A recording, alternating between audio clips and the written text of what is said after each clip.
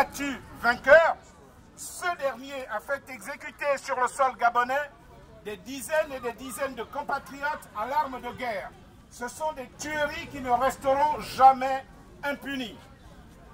Maintenant, nous pouvons nous rendre compte, tous autant que nous sommes, que la situation au Gabon se dégrade de jour en jour. L'insécurité est devenue la norme dans notre pays. On découvre des cadavres sans tête, on tire sur des agents, soi-disant des forces de l'ordre, en plein jour. Personne n'est arrêté véritablement pour ce genre d'acte. Tout cela signifie que le pays est par terre, pour reprendre une expression triviale. Vous avez pu observer hier, pour ceux qui sont sur les réseaux sociaux, que les employés de la SATRAM, plus de 100 personnes, ont dû faire un sitting, assis à même le sol devant le gouvernorat, qui est le gouvernement de la région de l'Ogooué-Maritime. C'est là un signe suffisamment fort de la faillite de cet État, de ce régime. Maintenant, nous avons tous vécu l'événement d'hier. Je voudrais apporter une petite précision, une petite explication sur cet assiègement, pour reprendre l'expression utilisée par le pseudo-ambassadeur dans un courrier qui a circulé sur les réseaux sociaux.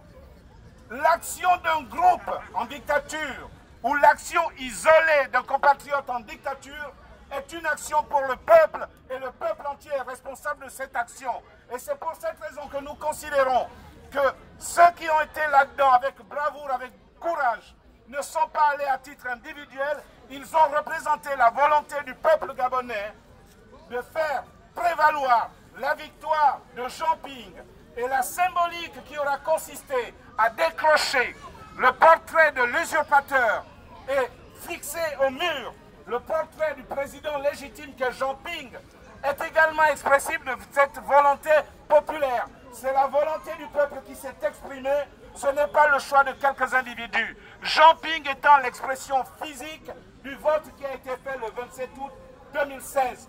Donc, tous mes encouragements à tous ceux qui participent à cette lutte depuis le début, qu'il s'agisse de ceux qui font des lives, qu'il s'agisse de l'armée numérique installée un peu partout dans le monde, qu'il s'agisse de ceux qui marchent, qu'il s'agisse de ceux qui ne prennent jamais la parole, qu'il s'agisse de ceux qui font des vidéos tous les jours, de ceux qui contribuent d'une façon ou d'une autre à ce que nous restions debout, à tous ceux-là, tous mes encouragements, parce que demain, ce régime va tomber. Le président Macron disait, il n'y a pas très longtemps déjà, lors de son élection, mais également en réceptionnant Mamoudou Gassama, en disant ceci: la France est une volonté, soit la France doit être une volonté. Et c'est cette volonté que nous attendons de la France, parce que nous sommes liés par l'histoire, nous sommes liés par les intérêts, nous sommes liés par les alliances. Et la France dispose d'un support juridique qui peut lui permettre justement d'apporter sa contribution, parce que l'histoire est en marche. Il lui appartient de ne pas être exclu de cette histoire. Et les Gabonais n'accepteront pas d'être exclus de l'histoire. Celle qui est en marche, celle qui veut que le peuple gabonais soit respecté, que ses choix soient respectés, qu'il ne soit plus jamais bafoué, que la démocratie politique prenne place. Et c'est cette marche-là, cette histoire-là, que nous revendiquons au quotidien.